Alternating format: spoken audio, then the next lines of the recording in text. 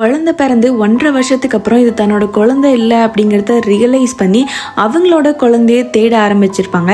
அதில் ஒரு குழந்தை இவங்களோடதுன்னு சந்தேகப்பட்டு அவங்க அப்பா கிட்டே டைரெக்டாக போய் கேட்கலாம் அப்படி சொல்லி ஹீரோ வந்து போயிருப்பான். அவங்க இதெல்லாம் கேட்டுட்டு பயங்கரமாக சிரிக்க ஆரம்பிக்கிறாங்க. ஏதோ பைத்தியக்கார மாதிரி வளரிட்டு இருக்கான் அப்படி சொல்லி அவரும் போயிடுறாரு. பட் ஹீரோ கொஞ்ச நாள்லயே அவனோட ஒய்ஃபையும் கூட்டிட்டு போய் வீட்டில் நின்னுறான். குழந்தைய காட்டினாதான் நான் போவேன் அப்படி சொல்லி அடம்பிடிச்சதுனால அவருமே கொண்டு வந்து குழந்தையும் காட்டுறாரு. உன்ன மாதிரியே இருக்கு பாரு, உன் மூக்கு உன்ன மாதிரி இருக்கு பாருன்னு சொன்னதும் அவன் வந்து ஷாக் ஆயிரான். முதல்ல நீங்க வெளியே கிளம்புங்க அப்படி சொல்லி அனுப்பிச்சு விட்டுறாங்க. அதுக்கப்புறம் இதை வந்து போலீஸ் கேஸ் ஆக்குறாங்க. நிறைய பேர்த்துக்கிட்ட விசாரிக்கிறாங்க. எல்லாருமே இது வந்து அவங்க குழந்தை தான் அப்படிங்கிறத வந்து சொல்றாங்க.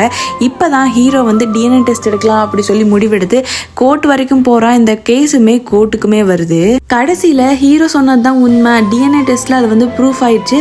குழந்தைய கொஞ்ச நாள்ல எக்ஸ்சேஞ்ச் பண்ணிக்கோங்க அப்படி சொல்லி கோர்ட் ஆர்டருமே வந்துருச்சு.